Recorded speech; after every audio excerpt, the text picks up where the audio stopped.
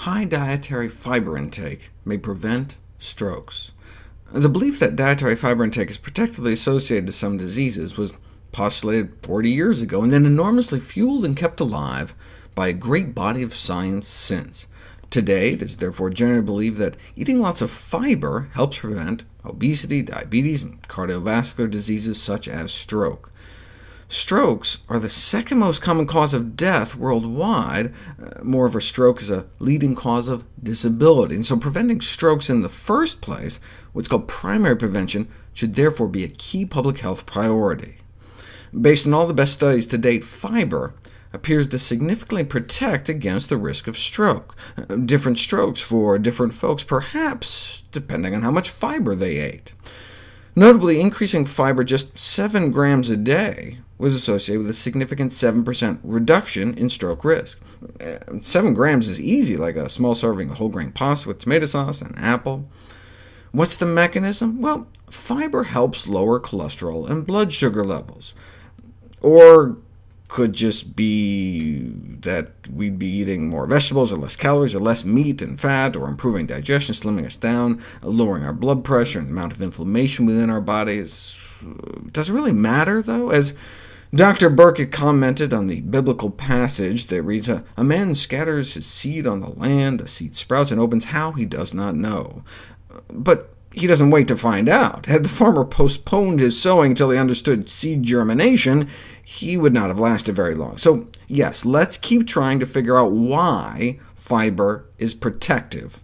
But in the meanwhile, we should be increasing our intake of fiber, which is to say whole plant foods. And it's never too early. Strokes are one of many complications of arterial stiffness. Though our first stroke may not happen until our 50s, our arteries may have been already stiffening for decades leading up to it. Hundreds of kids were followed for 24 years, from age 13 in junior high through age 36, and they found that lower intake of fiber during young age is associated with stiffening the arteries leading up to the brain. And so we need to promote consumption of fiber-rich foods among the youth. In fact, even by age 13, they could see a difference in arterial stiffness depending on diet.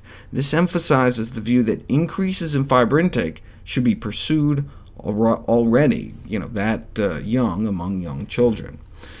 And again, doesn't take much. 1 extra apple a day or an extra quarter cup of broccoli might translate into meaningful differences in arterial stiffness in adulthood. But if you really don't want a stroke, we should try to get 25 grams a day of soluble fiber, which is found in beans, oats, nuts, and berries, and 47 grams a day of insoluble fiber, found primarily in whole grains. One would have to eat an extraordinarily healthy diet to get that much. Yet these cutoff values could be considered as the minimum recommended daily intake of soluble and insoluble fiber to prevent stroke. They admit these are higher than those commonly and arbitrarily proposed as adequate levels by scientific societies, but do we want to be patronized too as what authorities think is practical, or do we just want them to tell us what the science says, like the researchers did here? Someone funded by Kellogg's wrote in to complain that in practice such fiber intakes are unachievable. Rather, the message should just be, the more the better, just a bowl of cereal or something, wink wink. The real Dr. Kellogg was actually one of our most famous physicians, credited for being one of the first to sound the alarm about smoking, may have been the first American physician to have recognized the field of nutrition as a science, would today be rolling in his grave if he knew what his company had become.